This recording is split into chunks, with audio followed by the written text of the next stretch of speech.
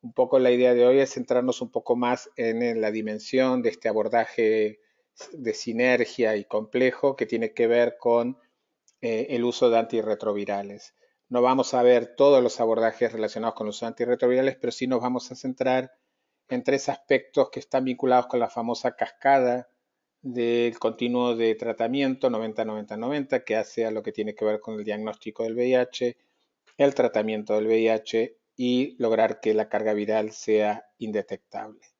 Acá lo vamos a ver desde la visión de la prevención, pero por supuesto sin dejar de mencionar que el tratamiento antirretroviral y en particular el tratamiento para todos está basado en asegurar una mejor calidad de vida y la reducción de aparición de síntomas en las personas con VIH. No solo es ni lo ha sido ni será solo una estrategia de prevención. Eh, la idea de esta serie de seminarios, que son en totalidad tres, tiene que ver con la contribución de corresponsales claves y otros colegas para revitalizar la discusión y la implementación de la prevención combinada. A propósito que está en agenda de discusión en algunos mecanismos como NUCIDA, el Fondo Mundial y la OPS, y a fines del año pasado, el 1 de diciembre, la Organización Panamericana de la Salud, en conjunto con el ONU-SIDA, lanzó la prevención combinada bajo la lupa y creemos que esto es nuestra contribución también a que la gente no solo pueda leer el documento, sino que empiece a apropiárselo en cada una de sus partes y en su totalidad. Como les decía ya, estos meses estamos trabajando, este primer trimestre estamos trabajando en 3 webinarios y una serie de artículos temáticos en corresponsales. El primero fue bastante bien atendido para lo que es bastante bien, con una alta participación para lo que son este tipo de eventos. Hubo 30 personas durante el webinario, ya estamos teniendo 19 aquí, y se grabó, como se está grabando y hubo 40 personas que desde que se publicó la grabación han visto el video completo. El día de hoy que vamos a hablar de diagnóstico, tratamiento para todos y también la noción de indetectable, intransmisible, también se grabará. Y la semana que viene haríamos el último de los webinarios que tiene que ver específicamente con profilaxis preexposición. Por supuesto queda la puerta abierta para los que están aquí escuchando y participando y sus organizaciones de proponernos subsiguientes webinarios en temas que por alguna razón no hemos decidido priorizar en esta primera serie de 3 webinarios. Nosotros con gusto le proveeríamos todo el apoyo para organizarlos. Entonces, un poco lo que ya está pasando, que en el programa de hoy es darles una breve introducción y contextualizar el tema de hoy dentro de lo que es el abordaje complejo de prevención combinada. Después tenemos al director ejecutivo de la Fundación Huésped, Leandro Can, que nos va a hablar un poco de toda esta cuestión que también la Fundación trabaja muy fuertemente en el tema del acceso a la prueba, del tratamiento para todos y cómo esto no solo es una medida de prevención, sino también es una medida de asegurar una muy buena salud y calidad de vida para las personas que vivimos con VIH. Seguida por la presentación de Carlos García de León, que tiene muchas membresías. Acá elegí poner ICASO y Gay Latino, pero también está en este momento en una reunión en Marruecos de la delegación de las comunidades del Fondo Mundial. Así que tiene, bueno, múltiples afiliaciones y ya nos contará cuando él presente.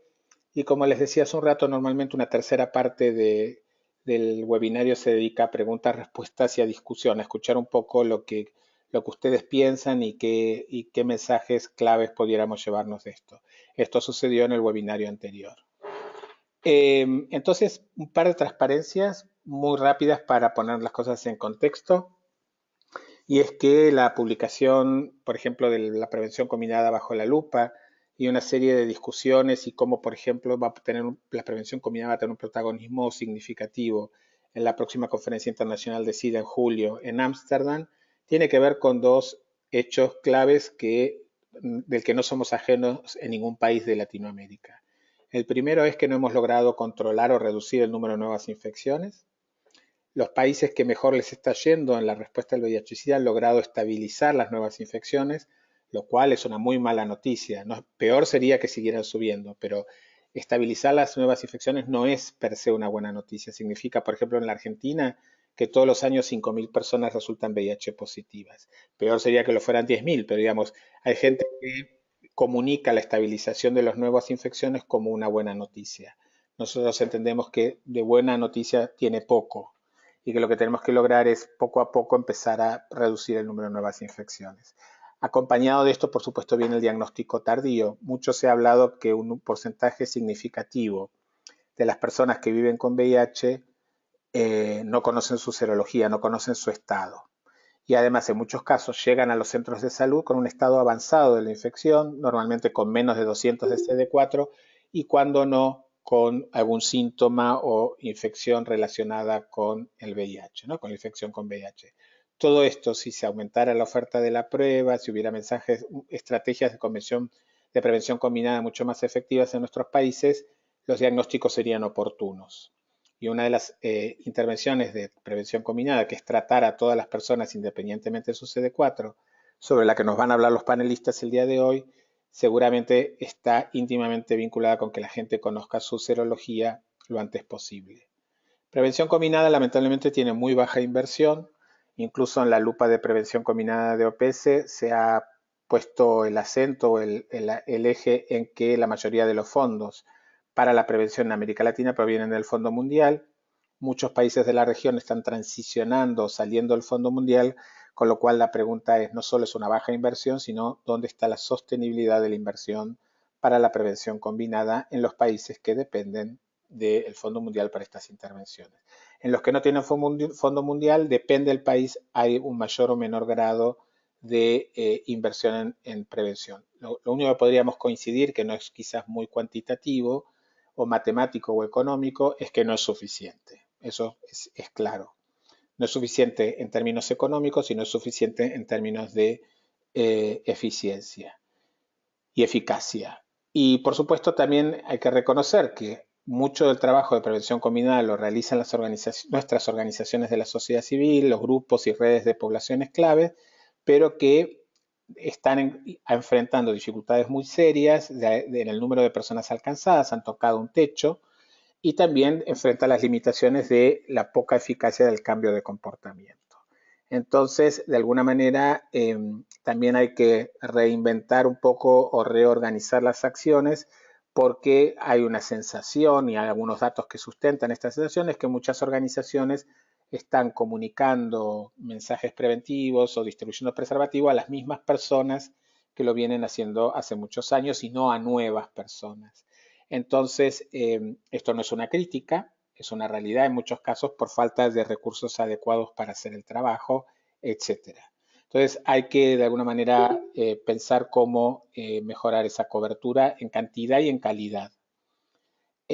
Tampoco sabemos a ciencia cierta en la mayoría de nuestros países los tamaños de la población, el modo de transmisión, la prevalencia, la incidencia, etcétera, son datos normalmente muy viejos que se han realizado hace varios años y en algunos casos la calidad de esos datos o de esa información o de esos estudios no es muy buena. En todo este contexto que pareciera un poco, si se quiere, deprimente, se ha confirmado los avances científicos que van a tener repercusiones positivas en la prevención. Esto no ha pasado ni ahora ni hace un mes, sino ya hace un par de años que sabemos que la profilaxis preexposición funciona, que la profilaxis posexposición funciona, que el tratamiento como prevención o poner a todas las personas en tratamiento también funciona, que las personas conozcan su serología, o sea, promover la prueba también funciona, ¿no? O sea, esas son como la ciencia nos ofrece hoy una cantidad probada de herramientas, pero hay que ver si las sabemos usar.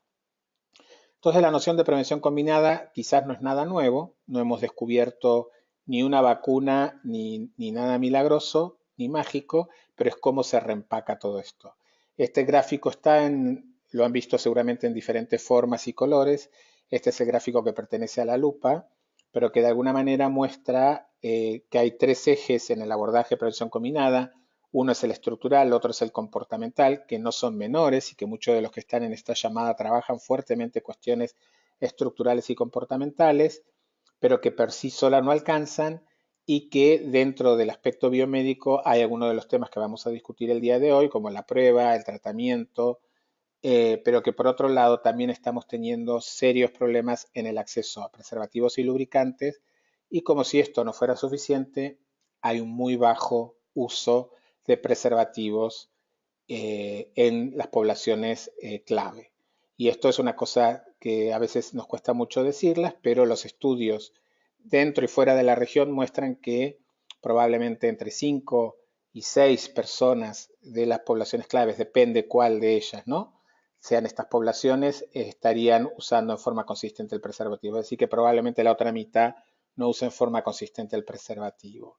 Con lo cual la idea de los mensajes de prevención combinada no es abandonar de ninguna manera la promoción constante del preservativo y el lubricante y el acceso y la disponibilidad de esta herramienta tradicional y eficiente y eficaz de prevención, pero que por sí solo ya quedó probado que no alcanza porque hay muchas situaciones que entran en juego y hay muchas personas que tienen relaciones sexuales sin preservativo, aun cuando no lo digan en las encuestas, en los estudios o en los consultorios médicos. A grandes rasgos, en lo que la lupa descubrió, es lo que le estaba diciendo hace un rato, que no podemos controlar el número de nuevas infecciones, que cada país entiende los paquetes de prevención combinada de alguna manera diferente. No hay una comprensión regional ni global de lo que es un paquete de prevención combinada. Entonces tenemos el gráfico anterior que nos muestra una cantidad de cosas que juntas todos podríamos estar de acuerdo que funcionan y que no estamos promoviendo PrEP solo o tratar a todos solos, sino estamos tratando de ver biomédico, estructural y comportamental, pero vemos que a nivel de programa la gente no se pone de acuerdo qué es lo que entiende por un paquete de prevención. Obviamente, como decíamos, el Fondo Mundial es un actor clave en América Latina y el Caribe en lo que tiene que ver con acceso a prevención, pero también se contradice un poco o se balancea un poco con el problema de la sostenibilidad y la financiación de la prevención. Hemos avanzado muchísimo en lograr que nuestros estados, que nuestros gobiernos aumenten la cantidad de personas en tratamiento antirretroviral, pero no hemos tenido el mismo éxito en lo que se refiere a que los gobiernos, los estados se hagan cargo de igual manera o con igual ímpetu en lo que tiene que ver con la prevención. Como decimos, bueno, hay un bajo acceso a la prueba, sigue persistente un diagnóstico tardío de las personas con VIH. Eh, está totalmente desconectado o divorciado todo lo que tiene que ver la prevención con el VIH en muchos casos, con la prevención y control de las infecciones de transmisión sexual. Ya está probado científicamente que juntos son necesarios y que uno puede ser facilitador de la transmisión del otro, pero si uno tiene una persona que tiene relaciones sexuales sin preservativo y viene al consultorio de una ONG o de un centro de salud primaria hacerse una prueba de VIH, me parece que sería el momento oportuno para ofrecerle pruebas para las infecciones de transmisión sexual y, por supuesto, hepatitis también. Esto en el mundo real no está sucediendo. Solo si la persona insiste o si tiene una derivación médica va a ir a diferentes servicios, en muchos casos, a hacerse diferentes pruebas. Y en algunos casos ni siquiera están disponibles. Bueno, está la profilaxis preexposición, que no voy a hablar ahora porque es sujeto u objeto del webinario próximo. La profilaxis postexposición, que el hallazgo de la lupa es que se sigue utilizando dar antirretrovirales por un lapso determinado de tiempo a los profesionales de la salud y a las víctimas de violencia sexual, en el mejor de los casos, pero que todavía si un varón gay o si una persona trans va a un centro de salud y dice se rompió el preservativo o tuvo una relación sexual expuesta ayer a la noche, no le están dando o no le están ofreciendo la PEP o profilaxis postexposición. Esto es un tema que hay que darle la discusión con los programas y con los países. Bueno, hay un análisis sobre la caída significativa o el sinceramiento significativo sobre el uso de preservativos y la falta de lubricantes. En muchos países se dan preservativos, pero no necesariamente lubricantes y la importancia de que en muchos países existe altos niveles de discriminación, estigmatización y violencia, criminalización, incluso hacia las poblaciones claves, por ejemplo, de la policía con las trabajadoras sexuales y las trans trabajadoras sexuales, que son barreras estructurales que siempre van a interferir con la prevención combinada. Entonces, dentro de lo que vamos a ver el día de hoy tiene que ver con prevención combinada basada en antirretrovirales y trabajando con las personas viviendo con VIH-Sida. Lo que les quería mostrar, así como a título informativo, no miren los porcentajes de arriba que son un poco de ciencia ficción, o sea que los países que el 100% de los países refieren que se le ofrece a hombres que tienen relaciones sexuales con otros hombres pruebas de VIH y orientaciones y derivaciones vinculadas con esa prueba al 100%, me parece que si quieren un poquito sueño de ciencia ficción, igual que con las mujeres trans un 94%, pero puse este cuadro, que este cuadro no lo inventó la OPS, sino lo contestaron los países, pero puse este cuadro al solo efecto de mostrarles lo que los países reportan sobre tratamiento para todos. Menos de la mitad de las personas que viven... Javier, perdóname un segundo ¿Qué pasa? que te interrumpa, es que las diapositivas no están cambiando. Ok, dame un segundo.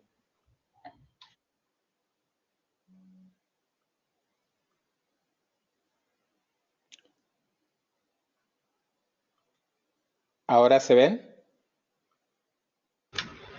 Ahora sí, perfecto. Ahora sí. Gracias. Bueno, disculpas.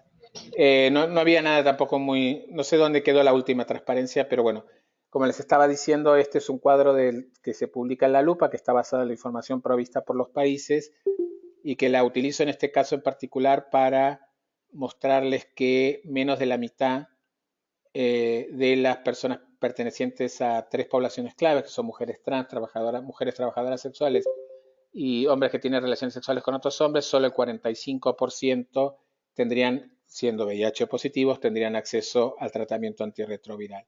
Lo que quiero demostrar acá es que quizás es, junto con el PEP y el PrEP, el tratamiento para todos es una de las cosas más difíciles en este momento.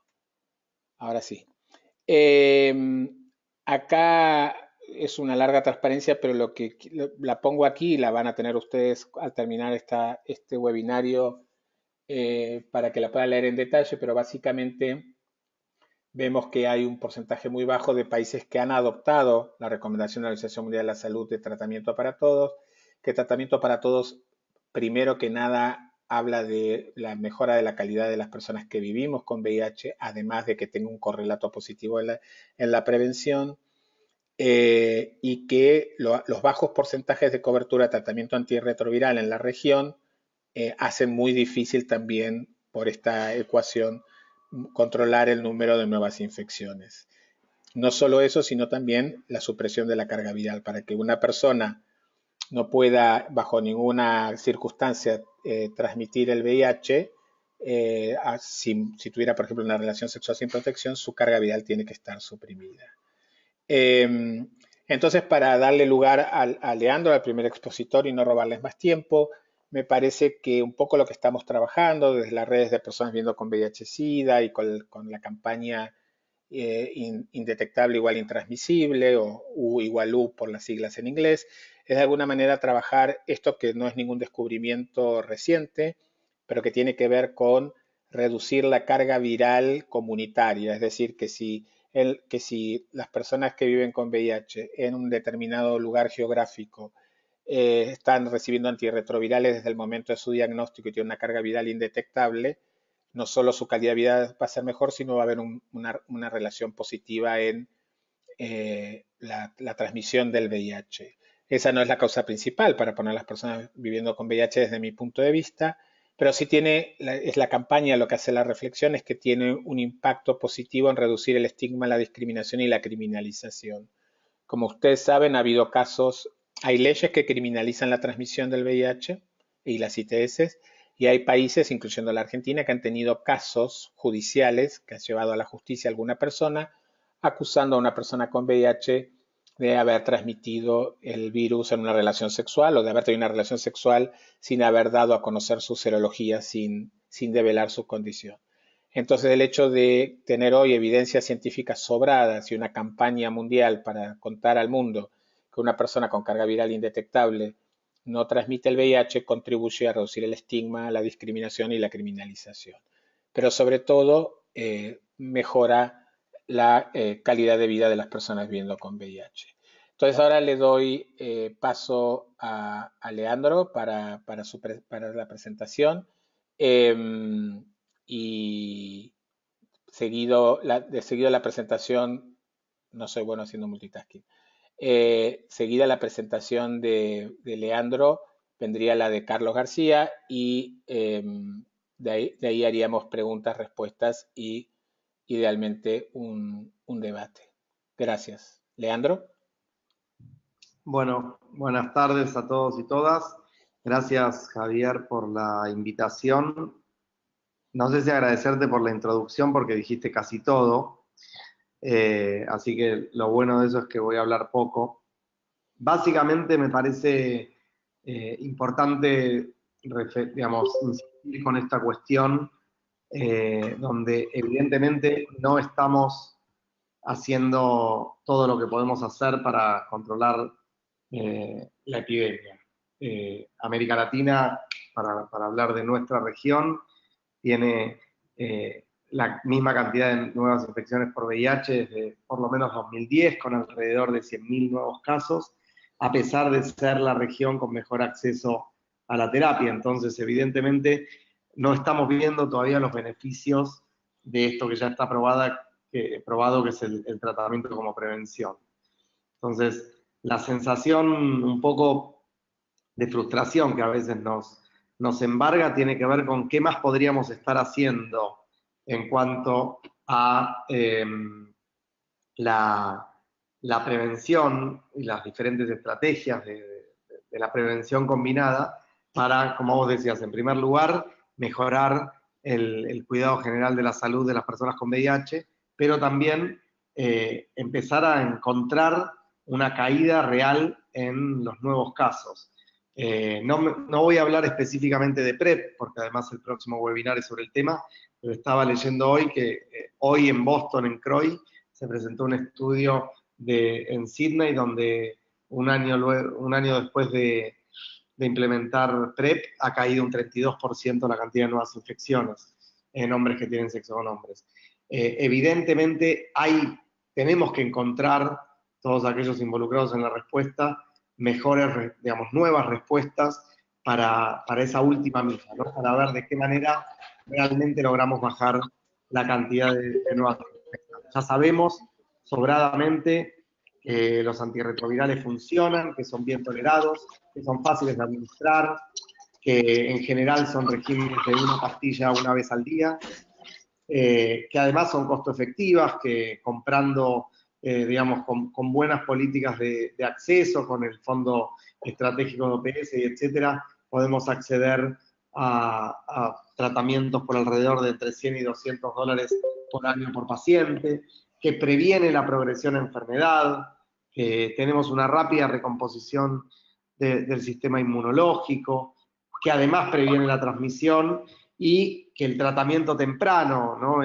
Idealmente el test and treat, es decir, que la persona que vaya a hacerse una prueba se vaya ese mismo día en caso de tener un resultado positivo y se pueda ir con el tratamiento, y que eso sabemos que reduce no solamente la cantidad de muertes por enfermedades vinculadas al VIH, sino también que reduce distintos tipos de cáncer y que reduce también la tuberculosis, ¿no? Y ya sabemos sobradamente lo que implica la coinfección con tuberculosis. Y además tenemos muchos años de saber cómo los tratamientos antirretrovirales funcionan como prevención. Vos mencionabas el caso de la PEP, de la profilaxis post-exposición, y también agrego el tema de la prevención de la transmisión materno-infantil, donde de algún modo también estamos con una suerte de profilaxis post-exposición cuando tratamos a los bebés expuestos durante sus primeras semanas de vida, y vemos efectivamente que evitamos con el combo completo de tratamiento a la madre, reemplazo de la leche materna por leche maternizada y el tratamiento a los bebés, la posibilidad de poder realmente terminar con la vía de transmisión de la madre al bebé. Eso, digamos, y con la importancia también que vos mencionabas de la cascada de tratamiento, que todos conocemos, nos puede llevar a este control real, no solamente de las nuevas infecciones, sino también de la epidemia en su conjunto, ¿no? Hay un estudio interesante, tiene algunos años ya, del 2011 del CDC, donde solo el 30% de las personas con VIH estaban en supresión viral, y del 70% que no estaban, en ese momento había un 66% que estaban diagnosticados pero no en tratamiento, y después se distribuía el otro 33% entre algunos que sí estaban en tratamiento pero sin supresión viral y un 20% no diagnosticado. Ese claramente es uno de los desafíos. La prevención combinada tiene que tener un fuerte componente en cuanto a la detección temprana y oportuna. Y ahí la verdad es que lo que encontramos nosotros en la experiencia de Fundación Huésped es que muchas veces somos nosotros, digamos, quienes estamos involucrados en la respuesta a la epidemia, quienes más temor le tenemos a estas acciones de testeo masivo, de salir a buscar a la gente, de pensar que, digamos, ¿por qué alguien que va a ir a un festival, por ejemplo, va a querer acercarse a una carpa de testeo y conocer un eventual resultado positivo? Y nos sigue generando las dudas, pero la verdad es que lo que vemos en las acciones de testeo masivo es que la gente se acerca y que es probablemente gente que no estaría acercándose al sistema de salud de otra manera, y entonces son oportunidades importantes. El hecho de la promoción activa del testeo en aquellos países como la Argentina, donde encontramos epidemia concentrada en algunas poblaciones clave, poder ir hacia esas poblaciones. Nosotros tenemos mucho trabajo con población trans en ese sentido, que ya sabemos además las dificultades específicas de acceso a la salud, y entonces hemos testeado con pruebas rápidas en hoteles donde vive la población trans. Nos hemos acercado a distintos lugares donde se reúne, sobre todo mujeres trans, y en general hay muy buena apertura a poder hacerlo, la verdad es que desde ese lugar, un poco más que dar respuestas, lo que a mí me parece importante para que discutamos en la parte del intercambio es qué más podemos hacer para realmente poder torcer el curso de la epidemia en serio, ¿no? Porque nosotros tenemos, como decía al principio, una región con la misma cantidad de nuevos casos. Obviamente la promoción del preservativo, los lubricantes, nunca va a dejar de estar en el top de la agenda. Sería un error garrafal pretender separar lo que es la prevención del VIH de lo que son otras infecciones de transmisión sexual, pero lo que vemos en diferentes estudios es que las infecciones de transmisión sexual vienen creciendo, inclusive en contextos donde todavía no está... no se distribuye profilaxis preexposición, entonces tampoco echarle la culpa del crecimiento de la sífilis o la gonorrea o otras infecciones de transmisión sexual al PrEP, a la PrEP, cuando encontramos que en contextos donde no está no universalizada, pero ni siquiera formalizada la distribución de PrEP, ya encontramos crecimiento fuerte de alguna de estas infecciones de transmisión sexual. Entonces, evidentemente algo más tenemos que poder hacer como actores involucrados en la respuesta al VIH y desde nuestro lugar de sociedad civil, como para poder realmente controlar, de vuelta, no solo las nuevas infecciones, sino también la calidad de vida en un contexto amplio, incluyendo lo de la criminalización que mencionabas al final de las personas con VIH. Gracias. Gracias.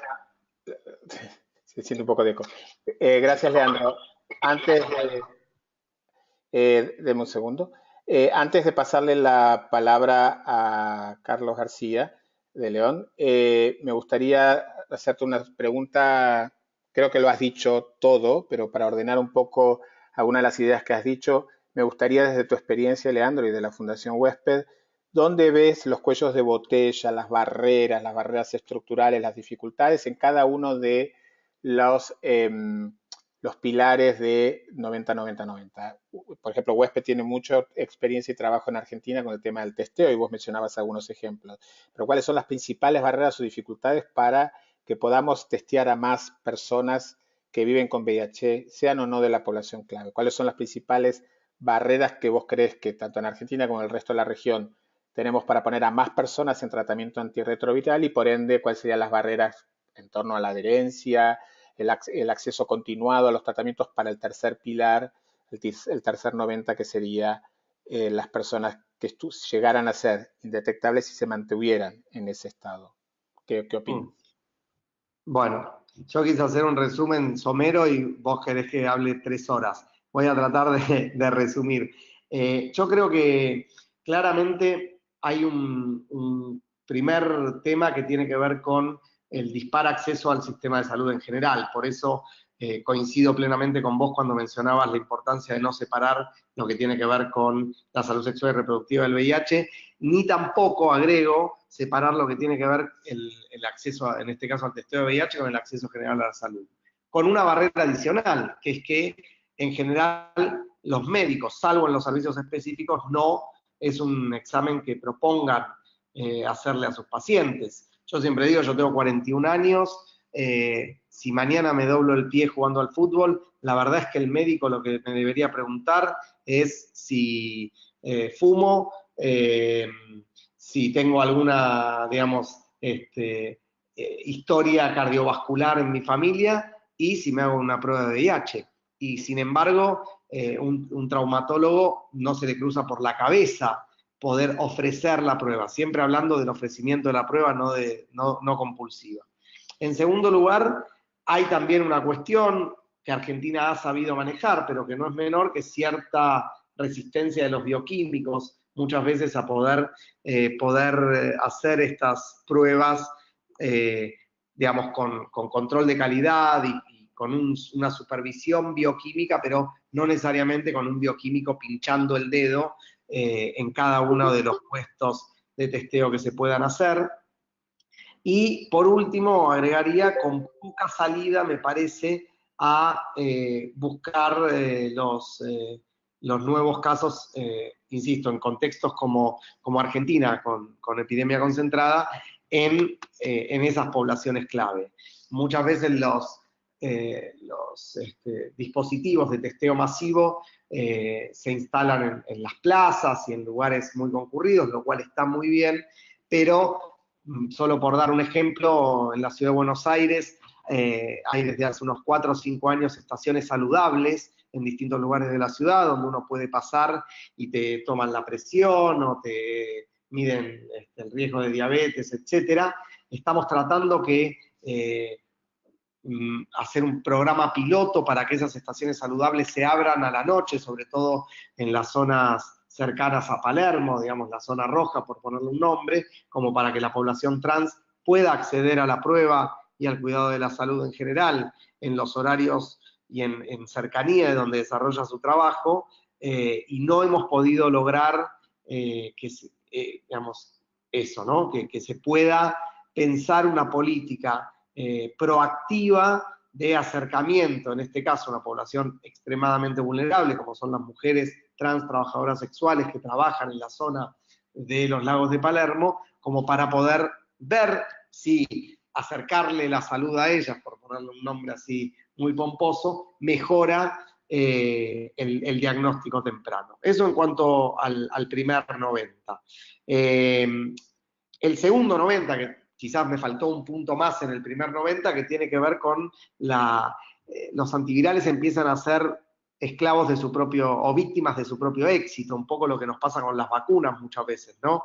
Es decir, son tan buenos, son tan tolerables, son tan poquitos para tomar en el día que a veces se piensa erróneamente que entonces no importa ni prevenirse ni testearse, porque después ya igual los antivirales hacen su magia. Y claramente tenemos muy buenos antivirales, vamos a tener cada vez mejores, pero sin embargo todos creo que coincidimos en la importancia de no bajar los brazos en cuanto a la prevención.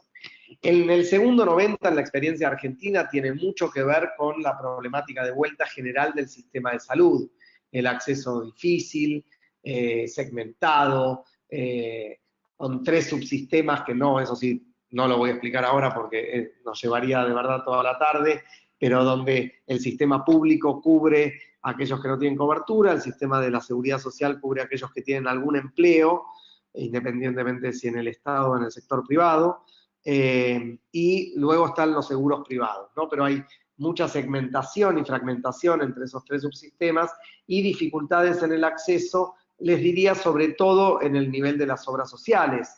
de la Seguridad Social. Y falta todavía programas de implementación que nos muestren cómo en un contexto como el argentino pueden funcionar cosas respuestas que funcionan en otros lugares.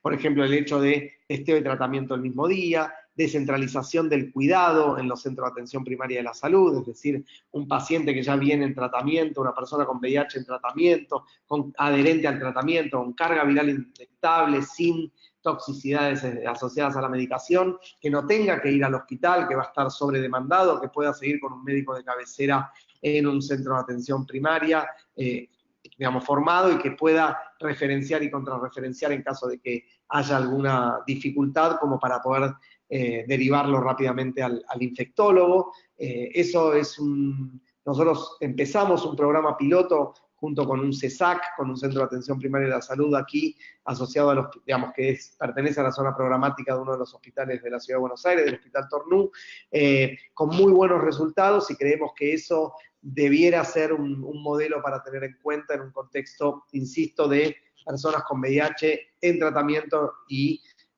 adherentes al mismo, inclusive para nuevos casos.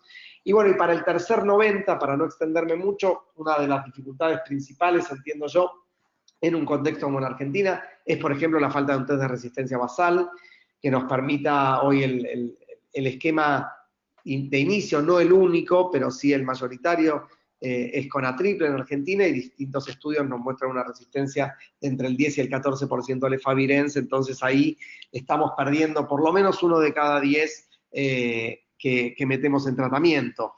Ni que hablar, además, la dificultad del acceso muchas veces a la carga viral, sobre todo en los lugares más alejados de las grandes ciudades, y especialmente de Buenos Aires, pero inclusive en el interior del país, con estas dificultades. Está llegando a la Argentina, esperemos para fin de este año, principios del año que viene, la posibilidad de la carga viral en point of care, es decir, una máquina portátil que permita medir carga viral, porque, y con esto termino, el sistema de salud argentino tiene particularidades tales como que hasta hace algún tiempito, y puede seguir sucediendo en algún otro lugar que se me está escapando, una persona, por ejemplo, de San Antonio de Areco, que es una localidad a 100 kilómetros de Buenos Aires, que pertenece a la provincia de Buenos Aires, iba en ambulancia hasta la ciudad de La Plata, una ciudad que queda a 50 kilómetros de la ciudad de Buenos Aires, pero a más o menos 150 de San Antonio de Areco, para que nada más le hagan la extracción de sangre para hacer una carga viral. Es decir, viaja la persona, que además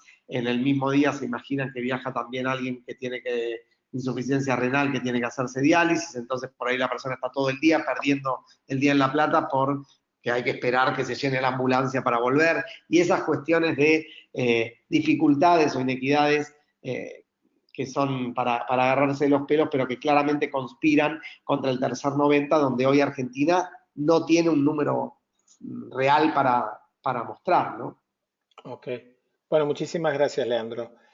Y bueno, vamos a escuchar ahora a Carlos García, y le voy pidiendo a los participantes, ustedes saben que este webinario dura 1 hora y media, así que no entren en pánico, vayan anotándose las preguntas, reacciones, comentarios, reflexiones, experiencias, que es la tercera parte de este webinario. La segunda parte, entonces, le voy a ceder el control de la presentación a Carlos García de León, que es tan comprometido con nosotros que nos está dando su participación desde Marruecos. Carlos. Muchas gracias, Javier. Primero agradecerte a ti muchísimo en lo personal, por supuesto a corresponsales, a Leandro un saludo, y a todas las personas que nos están participando en este webinario. En lo que estoy poniendo la presentación, primero también quiero decirles que, bueno, tendremos tiempo suficiente para las respuestas y todos los comentarios que tengan que hacernos. Esta presentación está fundamentalmente elaborada con base al informe comunitario elaborado por ICASO, y que también podemos distribuirles porque en un lenguaje muy sencillo nos permite a profundizar en este tema. Quiero saber si ya se ve mi pantalla. Sí. Ah, perfecto. A ver, entonces, sí, todos la están viendo, ¿no?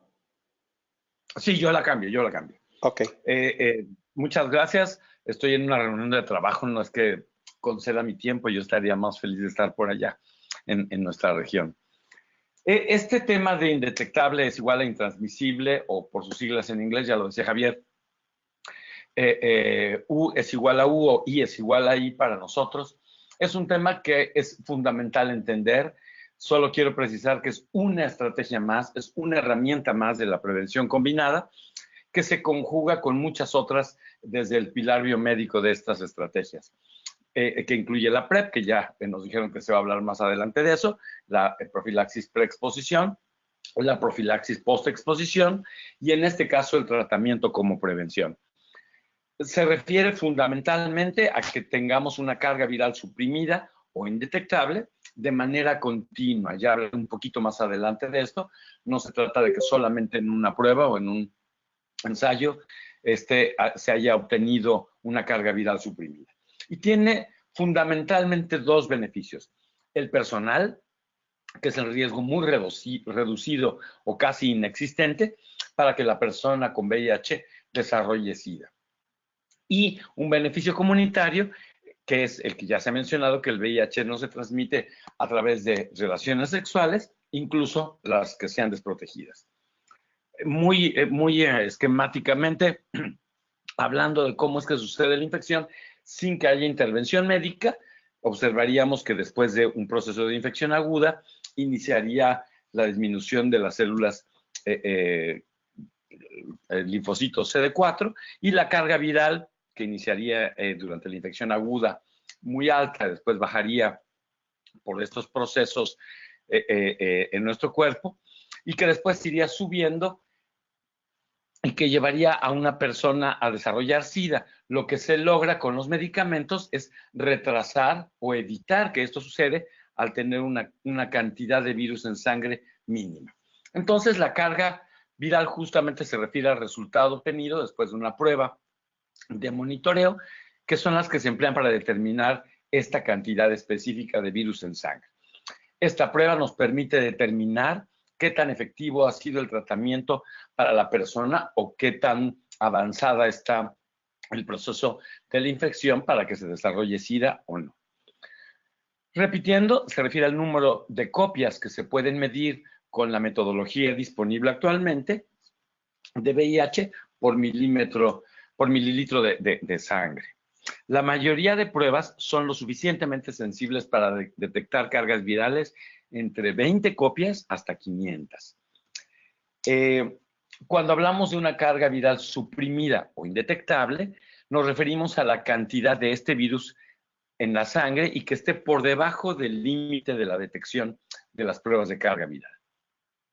Esto evidentemente nos va a significar que el tratamiento está siendo efectivo para suprimir la reproducción del virus. La mayoría de pruebas, la mayoría de ensayos en los países de ingresos altos tienen un límite de detección de entre 20 y 40 copias, porque son pruebas más sensibles. Muchos países de ingresos medianos y bajos utilizamos pruebas de carga viral con límites de detección de hasta 500 copias. Ahora vamos a hablar al final de que esto no es relevante. Las variaciones dependen fundamentalmente de la sensibilidad de la prueba. Una carga viral de 350 copias estaría por debajo del límite de detección de un país de ingresos medios o bajos y por tanto se consideraría indetectable. Aunque esta misma cantidad de virus sería considerada detectable en un país de ingresos altos. En realidad no hay una diferencia significativa en términos de riesgo de transmisión una vez que la persona logre esta carga viral suprimida o indetectable, por lo menos durante 6 meses de su tratamiento. No se puede considerar una prueba de una carga viral como indetectable o suprimida si es la primera vez que te hacen la prueba después de estar tomando tu medicamento y que hasta parezca indetectable. Hay que conservarlo y mantenerlo por lo menos durante estos primeros 6 meses. Sin embargo, me parece que estos temas de tratamiento como prevención hay que mirarlos siempre a través de otros enfoques como el de salud, dignidad y prevención positiva, en donde se habla mucho del tema de la corresponsabilidad, porque podría muy fácilmente alojarse esta responsabilidad en las personas que vivimos con VIH y no en cualquier otro. La responsabilidad sigue siendo de las personas que participan en una relación sexual y las decisiones de protección o no protección, de utilizar preservativos o condones, corresponden a ambas personas. Esta estrategia de tratamiento como prevención tiene un importante impacto porque reduce los costos de atención. Cuando las personas ya no van a desarrollar SIDA o esto se va a retrasar de una manera muy importante, para los países significa una reducción de costos. También es una reducción de los costos personales que las personas con VIH podemos enfrentar al no desarrollar SIDA. Existe un riesgo mínimo para la persona de desarrollar SIDA debido a que podría presentarse resistencia a los medicamentos, podría haber otros factores que desencadenaran el desarrollo de la enfermedad, por eso hablamos de un riesgo mínimo. Y evidentemente esto depende fundamentalmente de la adherencia al tratamiento. Y la adherencia al tratamiento no es tampoco un tema simple que hay que solamente mencionar. Ya hablaba Leandro de las metas 90-90-90, ustedes las conocen.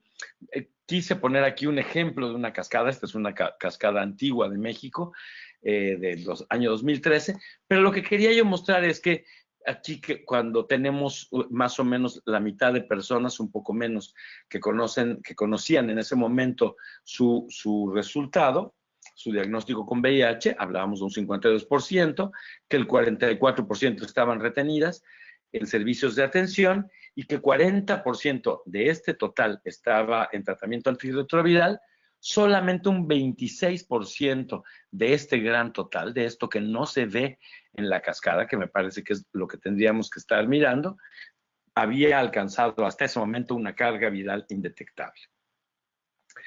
Pensar en la cascada de detección, tratamiento y retención para lograr adherencia y superación viral tampoco es un hecho simple que simplemente implique tomar una prueba de detección a las personas, promover que inicien el tratamiento de manera temprana y que con esto se logre la adherencia y la supresión viral. Como ustedes seguramente lo saben, existen una serie de variables y de situaciones en el contexto, en la realidad que cada una de las personas enfrentamos, que van a permitir que se facilite este proceso o que se complique. Y que también tienen que ver desafortunadamente con aspectos ajenos a las personas, como las políticas, los presupuestos, la burocracia, el estigma y la discriminación. Según el informe de ONUSIDA de 2017, tenemos a un 81% de las personas que viven con VIH en nuestra región que conocen su estado serológico.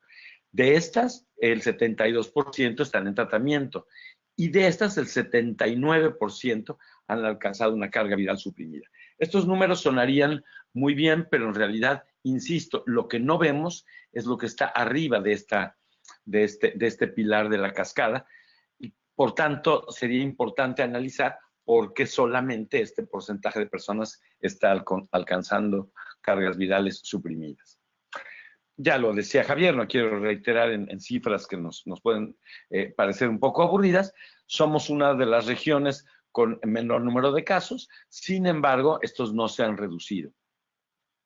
El número de nuevas infecciones no varió de 2010 a 2016 y como bien decía Javier Urcade al inicio, esto es algo vergonzoso. Pareciera que está controlada, pero no hemos logrado que se reduzcan el número de nuevas infecciones. 36,000 personas fallecieron a causa de enfermedades relacionadas con el SIDA en 2016. El número de muertes relacionadas con el SIDA en la región sí experimentó un descenso del 12% en estos últimos 6 años. La cobertura llegó al 58% de todas las personas que vivían con VIH en Latinoamérica para 2016. Eso implica que tenemos casi la mitad de personas que no están ligadas a tratamiento. Se produjeron 1,800 nuevas infecciones en niños en América Latina. Esto implica que tengamos que hacer una reflexión puntual, profunda, de la situación en nuestros países y en nuestra región, respecto al acceso a tratamiento y todas las implicaciones que esto tiene. pese a ser una de las regiones con mayor acceso al tratamiento y que en nuestro caso incluye la realización de pruebas de monitoreo como la carga viral, existe importante rezago en algunos países de la región por muy distintas razones. Hace 2 o 3 años, Belice adquirió por primera vez un equipo para la medición de carga viral. Sin embargo, hoy Argentina, también México y Brasil están ya iniciando la compra de equipos portátiles. Por tanto, tenemos una situación que no es estandarizada en toda la región y existe, insisto, países con mucho rezago, sin querer hablar de la triste situación que está sucediendo en Venezuela por razones políticas y, por supuesto, estigma y discriminación. Encontramos sucesos de desabasto de medicamentos en nuestra región, recientemente en Guatemala. Por tanto, la adherencia y el acceso al tratamiento tiene muchas vertientes que tenemos que analizar para que la persona pueda asegurar la provisión de los medicamentos a tiempo para poder ser adherente a los mismos. La adherencia también tiene una serie de situaciones vinculadas con el estigma y la discriminación. Persisten como una barrera de acceso a los servicios de salud, persisten como una barrera de acceso a pruebas de detección y al inicio de tratamiento temprano. Las poblaciones clave y otras que están en situación de vulnerabilidad enfrentan muy distintas realidades.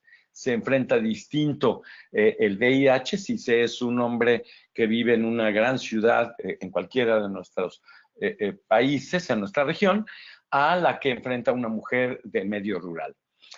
Tiene que ver también la calidad de la atención, que no es tampoco estandarizada en nuestros países ni en toda nuestra región de manera uniforme, y que existe una serie de dificultades vinculadas al estigma, a la discriminación, para alcanzar a poblaciones de difícil acceso, particularmente aquellas que tienen más prácticas de riesgo. Mencionaba Javier también al inicio de la presentación, que muchas veces las organizaciones hacemos pruebas, testeos en el mismo lugar y en la misma gente, diría Juan Gabriel, pero nos es muy complicado tener estrategias que alcancen a poblaciones que por diversas situaciones están en mayor riesgo. Y el estigma y la discriminación persisten como una barrera fundamental para poder enfrentar tanto el vivir con VIH como el acceder a tratamientos de calidad y poder ser adherente a los tratamientos para poder alcanzar la carga viral indetectable para lograr que esta estrategia biomédica funcione. Por eso creo yo que también me parece importante señalar que necesitamos realizar incidencia política para poder alcanzar estas metas regionales, enfrentar la medicalización de la respuesta, porque hay una serie de vertientes que tienen que ver con los derechos de las personas, con el enfoque de salud, dignidad y prevención positiva, y que no solamente es la entrega de un medicamento lo que soluciona las cosas. Ya vimos que por razones diferentes puede haber desabasto, calidad errónea de la atención, que no se ofrezca la prueba en muchos servicios de salud, y la medicalización no es la solución simple a la diversidad de contextos y de realidades que enfrentan las poblaciones. Por eso, incrementar la detección oportuna, iniciar el tratamiento de manera temprana y tener estrategias para la adherencia a tratamientos tiene que vincularse con las necesidades específicas de cada una de las poblaciones. Por supuesto, tenemos que tener una estrategia fundamental para evitar el desabasto de antirretrovirales, por la razón que sea, y reducir el impacto del estigma y la discriminación en nuestras poblaciones. La prevención combinada consiste en combinar 3 pilares que nos permiten acceder a mejores estadios para personas que no tienen la infección o que las personas no desarrollen SIDA. Por eso hay que atender las causas profundas del estigma y la discriminación. Tenemos que seguir promoviendo la equidad de género, tenemos un enorme rezago y enfrentamos una serie de dificultades en nuestra región terribles respecto a la inequidad por género, que es importantísimo que sigamos hablando. Tenemos, lo decía yo hace un momento, que atender necesidades de las distintas poblaciones en el marco de sus derechos. No se enfrenta igual esta epidemia cuando se es una mujer trans, no se enfrenta igual cuando se es un niño que vive en o de la calle, no se enfrenta igual cuando se es un hombre homosexual en una ciudad que en un medio rural. Por eso necesitamos estrategias específicas para lograr la retención de las personas en los servicios de salud y vincularles de la mejor manera a estos servicios.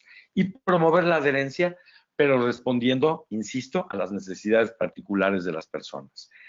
Un ejemplo podría ser la utilización de drogas recreativas, que en nuestra región también empiezan a tener un fuerte impacto, particularmente en personas jóvenes, en hombres que tienen sexo con otros hombres y que afectan de muy distintas maneras la adherencia a los tratamientos. Tenemos que agregar a la prevención combinada de estrategias para reducir el riesgo. Hay poblaciones que por distintas razones están en mayor riesgo de manera constante.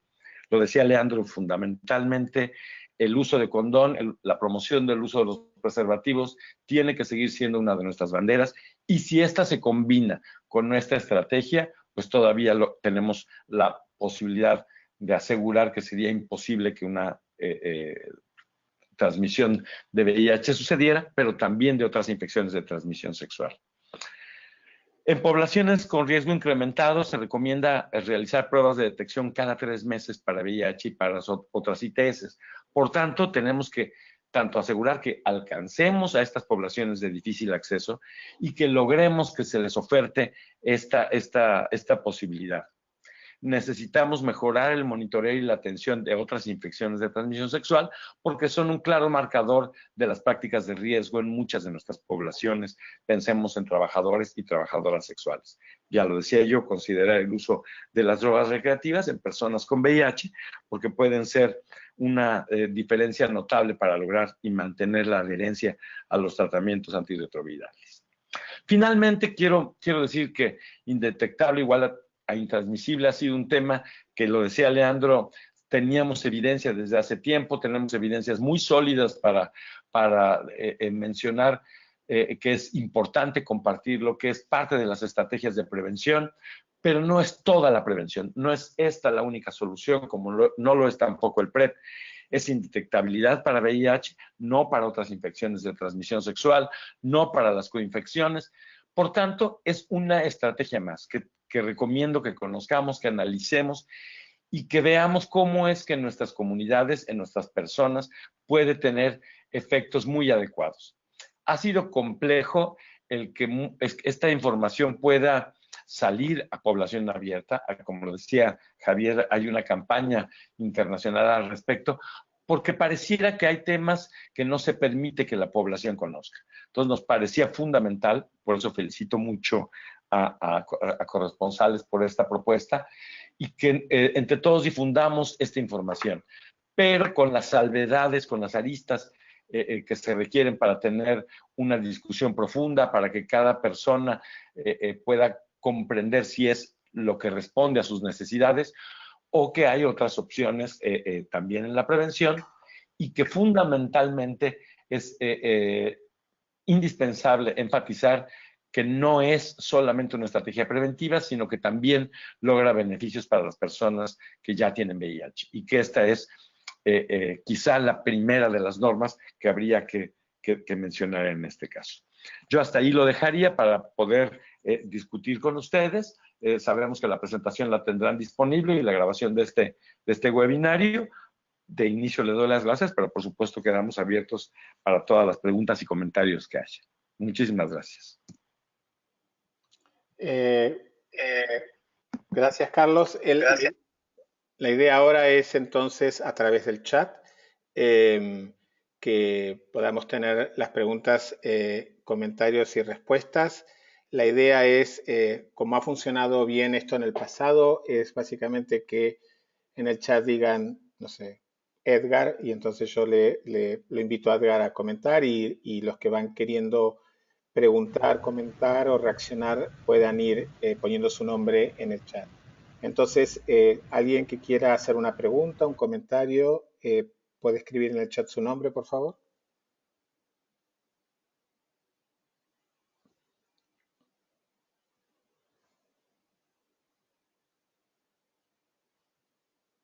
Edgar, perdón, León Arenas primero, después Edgar Valdés. Leo, perdón, ya te cambié de nombre, Leo. Hola, ¿se escucha? Perfecto, sí. Hola Javier y hola a todos los que están en el chat. Respecto de la presentación de Carlos, me parece atractivo la campaña igual I, es indetectable, es intransmisible. Pero tal como lo presentaste tú, y una discusión que hemos estado teniendo acá en el país, es que indetectable no es suprimido. Entonces, los documentos han hablado de carga viral, 90, carga viral suprimida, porque indetectable podría ser indetectable a una cierta técnica de diagnóstico.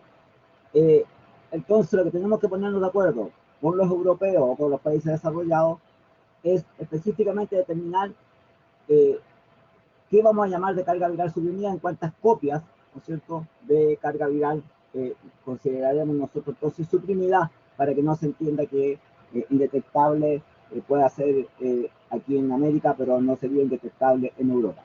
Esa distinción es la que me gustaría aclarar. Y muchas gracias por el webinario, excelente. Gracias, Leo. Tomamos nota de tu pregunta y tanto Carlos como Leandro tratarán de darte una respuesta. Demos espacio a otras preguntas o comentarios. Las agrupamos y vamos respondiendo. Edgar, de Bolivia.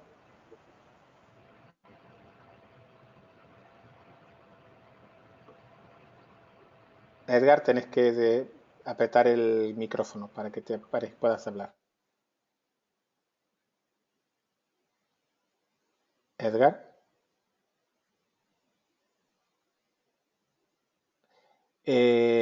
Bueno, mientras vemos el tema del micrófono de Edgar. Edgar, adelante. Sí. Ve, adelante. Muy buenas tardes. Muy buenas tardes. Un abrazo a cada uno de ustedes. Gracias por la presentación de Leo, de ti, Javier, y de Carlitos, ¿no? Estoy muy contento. Quería hacer una situación que lo vivimos acá en Bolivia y probablemente en otros países, ¿no? La carga viral no está siendo siempre fácil para todas las personas que desean controlar. Y yo quería saber cómo está funcionando en la Fundación Huésped, si realizan ahí la carga viral, porque realmente esperar que el Estado asuma todo ese control acá en Bolivia va a tener siempre sus dificultades, ¿no? Entonces, yo quisiera ver qué, como una fundación, cómo es la respuesta, es que es posible otras organizaciones no gubernamentales podríamos tener el lector para carga viral. Ok, Gracias. gracias Edgar. Apuntamos tu pregunta junto con la de Leo para Leandro y para Carlos. Doc Tejeda. Hola, ¿qué tal? Buenas tardes, ¿me escuchan? Sí, muy bien. Hola. Sí, perfecto, te escuchamos. Finalmente, la semana pasada no pudimos platicar. Correctamente. Sí. Pues bueno, buenas tardes a todos y qué gusto saludarlos. Como les dijimos la semana pasada, nosotros estamos añadidos a la campaña Yo Equals You con la organización Prevention Access Campaign y nos estamos creando alguna serie de materiales con información basada en el concilio que Prevention Access Campaign hizo a nivel mundial.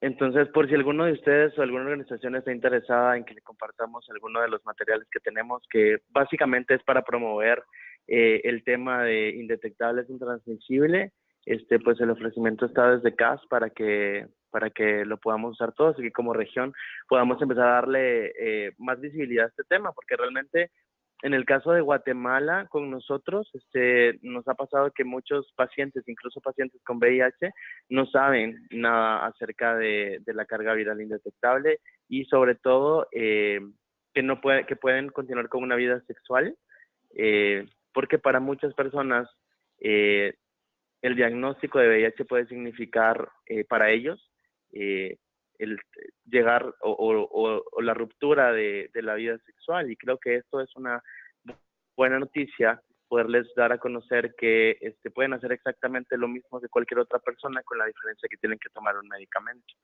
Entonces, básicamente ese es mi comentario. Ok, muchas gracias. Y te invitamos a que nos dejes los vínculos de la información que tenés en la página de Corresponsales Claves, y desde ahí nosotros también lo vamos a compartir por varios medios. Tenemos ya... Dale, con mucho gusto. Tenemos ya dos preguntas, una de Leo de Chile y otra de Edgar de Bolivia. Y hay tres personas más que quisieran preguntar. Rápidamente le paso el micrófono a Leandro y a Carlos para responder a dos preguntas concretas de Edgar y de Leo, y después volvemos a los que quieren conversar, a los que levantaron las manos.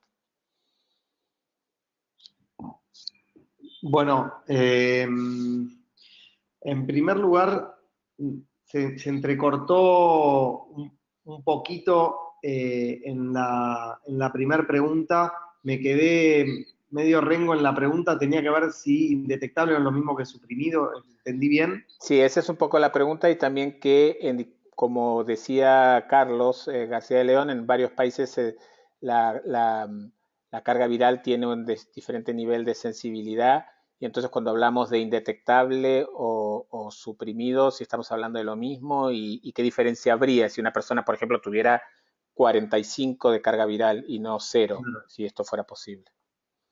Sí, ahí un poco me parece que la importancia, y lo voy a pegar con la tercera pregunta, con el tema de igual y, me parece que lo importante tiene que ser la retención en el cuidado. Digamos, obviamente 45 de carga viral puede ser mucho o muy poco dependiendo de dónde venga la persona, hace cuánto se haya hecho la última carga viral, cada cuánto puede acceder al control médico, cómo es el acceso de esa persona a los antivirales, cómo es su relación con ese esquema de antirretrovirales. Digamos, no es que esté teorizando sobre la nada, pero en principio en ningún caso estamos hablando de digamos, de una luz verde. La gente no necesita luces verdes de nosotros los iluminados para tener relaciones sexuales con o sin preservativo. Obviamente uno va a dar la información. Yo recordaba muy bien el caso del año pasado, hubo en 2 oportunidades 2 notas que hizo Mariana Iácono, a quien seguramente todos conocen, con Caio, con su pareja, ahora creo que legalmente marido y mujer, si no me equivoco, en donde, bueno, Mariana planteaba esto, ¿no? Del I igual I en la vida cotidiana de ellos. Y en los dos casos, los primeros que nos llamaron aquí a Fundación Huésped fueron los periodistas que estaban haciendo cada una de las notas, para ver si lo que esta chica estaba diciendo de golpe se había enloquecido o tenía algún sustento. Y cuando uno les explicaba, digamos, que estaba aprobada la no transmisión con carga viral indetectable, bueno, y todo lo que ya sabemos, era una novedad para ellos, con, obviamente, perdón, la serie de peros que todos conocemos.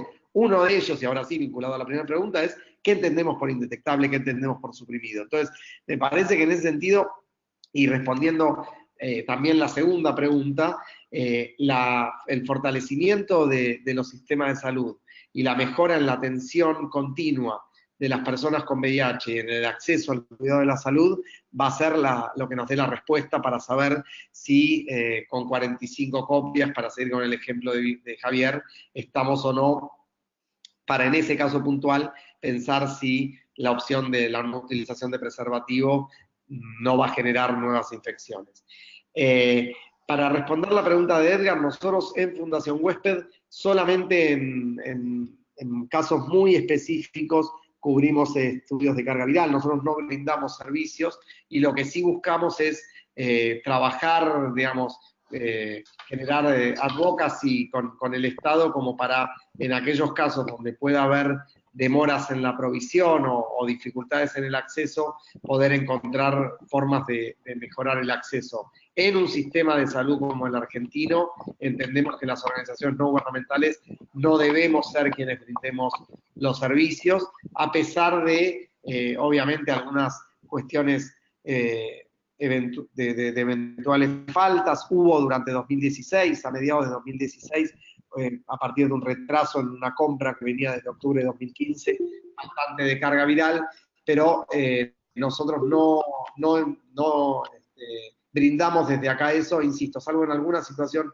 muy puntual, pero que es totalmente marginal en esos casos, ¿no? Gracias.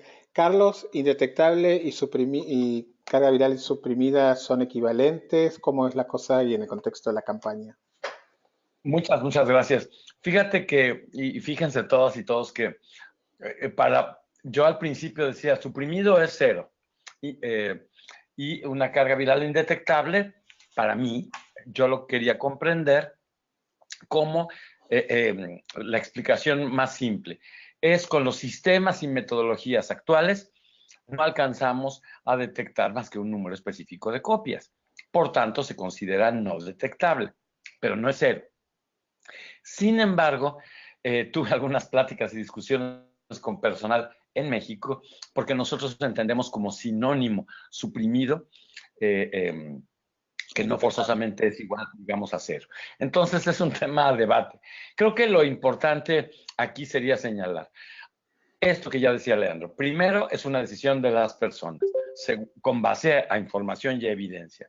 Segundo, por lo menos debe haber indetectabilidad o carga viral suprimida, por lo menos durante 6 meses de manera constante, y mientras la persona siga siendo adherente a tratamiento. Porque puede haber picos. Si en mi país la carga viral se realiza cada 6 meses por lo menos, pero si una persona hace 2 años nos hace una carga viral, no tenemos certeza de que su último resultado refleja la realidad que enfrenta hoy en día. Entonces es algo a tomar en consideración, sobre todo cuando por alguna razón no se están realizando las pruebas de monitoreo. Y tercero, diría, sí es importante aclarar que siempre que sea menos de 350, se considera indetectable, no importando el país, digamos, o el equipo que se esté utilizando. Esa podría ser una norma que para nosotros aplica. Yo lo quise señalar, lo reporta muy bien el informe comunitario elaborado del caso, porque en nuestra propia región enfrentamos diferentes sistemas, diferentes metodologías, diferentes equipos, algunos ya muy viejos que utilizan algunos reactivos y algunos mucho más nuevos que son siempre más precisos. Lo que también diría es que cada vez vamos a ir teniendo pruebas más sensibles que nos van a ir permitiendo detectar esta pequeña cantidad de virus en sangre, pero que con lo que hoy sabemos y la evidencia es contundente, no es suficiente para transmitir la infección. Nada más. Gracias, Carlos. Y me quedo con esas últimas palabras porque estamos hablando que esta campaña se basa en muchísima evidencia científica y hay estudios clínicos que han demostrado que las personas con diferentes cargas virales indetectables, con diferente grado de sensibilidad, por debajo de un número de cantidad de copias, que es lo que estamos hablando ahora, no estarían en condiciones de transmitir el VIH. Por supuesto, sabemos que si esa persona deja de tomar el antirretroviral, su carga viral probablemente va a rebotar. Eso significa que no se suprime, no se erradica, no se elimina el virus del organismo por ahora, no hay forma probada de hacerlo. Pero es importante que que entendamos bien los conceptos y acá no se trata de la sensibilidad de la carga viral, sino del bagaje de evidencia científica. Darío Rodríguez sigue en la lista de preguntas. Vamos a tomar 3 preguntas o comentarios breves más, darle la oportunidad a los expositores para responder a los comentarios o preguntas de los próximos 3 participantes y tratar de liberarlos en tiempo y forma. Darío. Hola, ¿me escuchan? Perfecto. Bueno, mi pregunta era basada un poco en lo que Carlos García acaba de mencionar, porque la campaña de intransmisible, de indetectable igual intransmisible, me parece muy buena y ha tenido muy buena aceptación en Guatemala. Sin embargo, no sé si tenemos o hemos contemplado cuál es el tiempo de vigencia para indetectable, porque como decíamos, en Guatemala, por ejemplo, el periodo que pasa entre una carga viral y otra puede ser de entre 6 meses y 1 año. Y como mencionaban, pueden haber bastantes picos. Entonces, no sé si esto se ha considerado, se ha contemplado al momento de divulgar esta información para evitar crear especulación o problemas realmente graves que puedan afectarnos, ¿verdad? Porque la campaña da mucha esperanza y disminuye el estigma, pero también puede crear una falsa sensación de seguridad si no tomamos en cuenta estos picos que pueden haber de carga viral en algún momento. Gracias, Darío. Walter. ¿Estás todavía ahí, Walter? Sí. Adelante. Bueno, buenas tardes y a nombre de la Asociación IDI, gracias por este compartir de conocimientos. La pregunta iba enfocado en lo mismo, en una carga viral, porque en la revisión de la literatura actual siempre menciona que su concepto es menor de 50 copias en un ml, pero ya ustedes nos exponen que hay suficiente evidencia que ahora podemos hablar de carga indetectable en 350 o menos, ¿verdad? Entonces queríamos verificar eso porque, como repito, la literatura sigue siendo contundente en que son menores de 50 copias por ml. El otro comentario o opinión que ustedes tienen, digamos, en Guatemala, en nuestro medio, el monitoreo de carga viral se está haciendo cada año. Entonces, me llama la atención que por menos en México mencionan acá 6. Esto pues nos llama la atención y básicamente era eso, ¿verdad? Entonces, porque en otras literaturas incluso mencionan carga viral menor de 20 copias. Entonces, pero entiendo que hay evidencia actual, científica, que ya podemos hablar de carga indetectable de 350 o menos. Eso era el comentario. Gracias, Walter. Jair, de Brasil.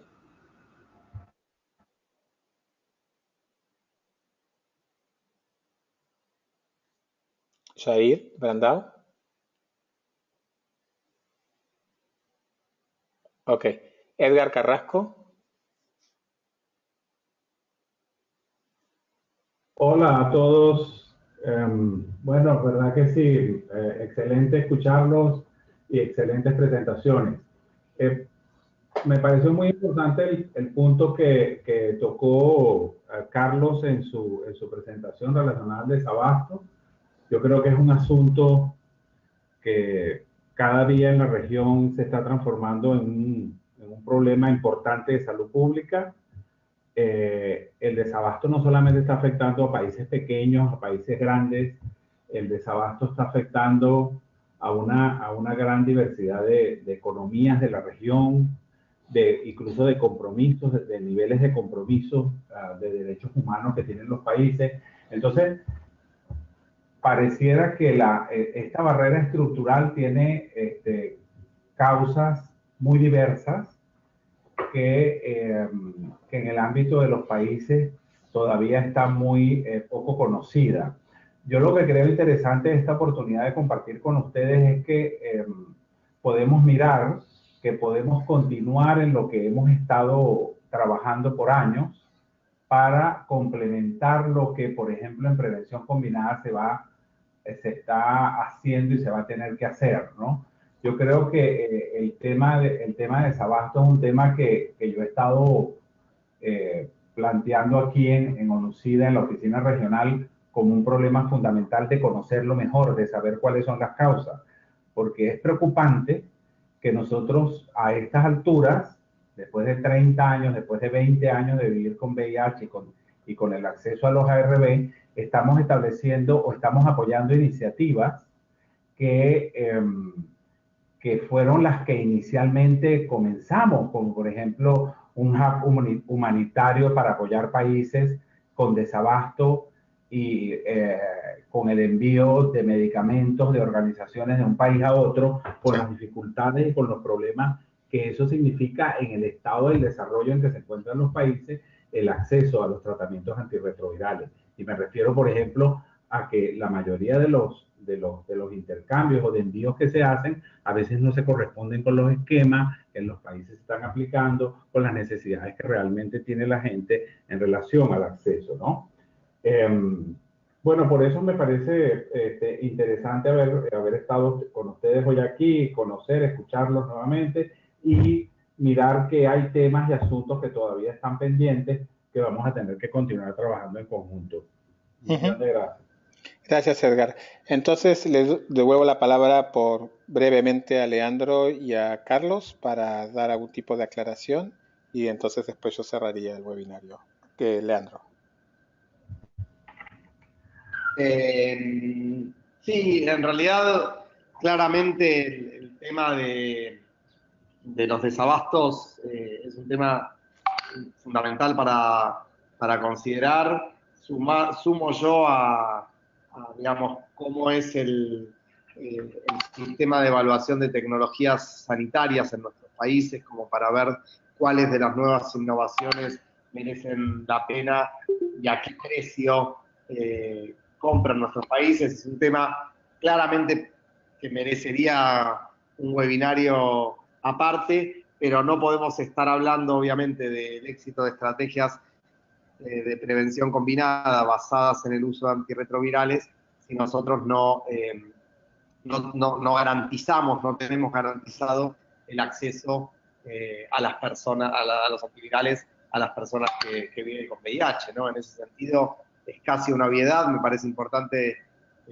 no dejar de mencionarlo, pero digamos, hay que insistir con la incidencia para que esto no suceda, ¿no?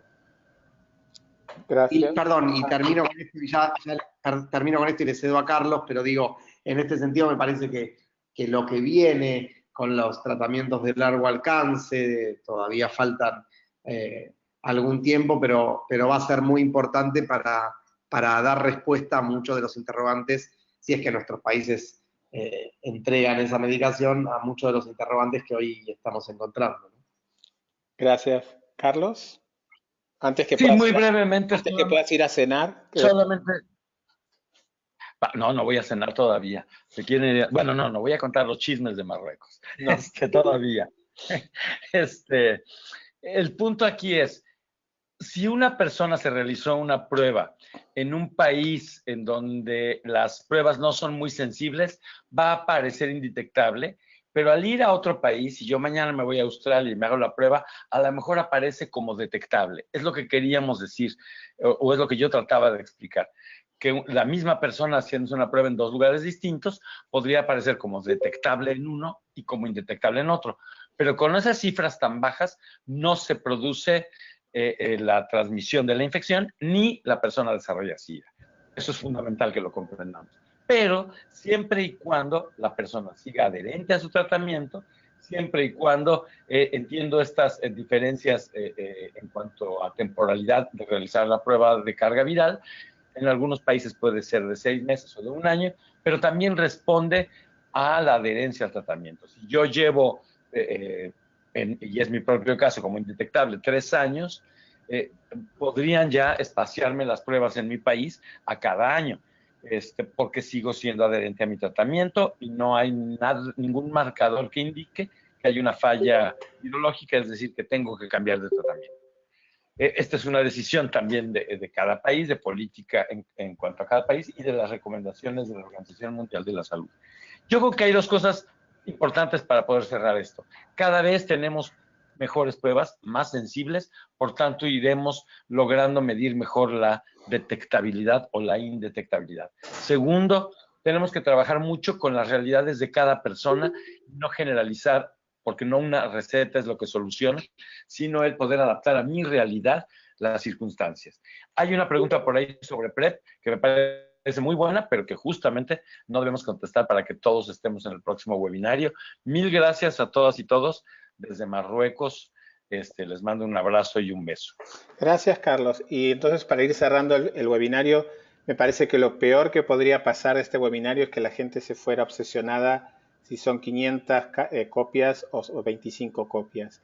La noción de I igual I es una noción también política, es una campaña para desestigmatizar y decir que las personas que vivimos con VIH-Sida no somos una bomba de tiempo que podemos explotar desparramando virus en cualquier lado, metáfora que parece una locura ahora, pero que hace 30 años era bastante fuerte, y que tampoco es un anuncio al mundo para decir, personas con VIH quemen sus condones y tengan relaciones sexuales desprotegidas.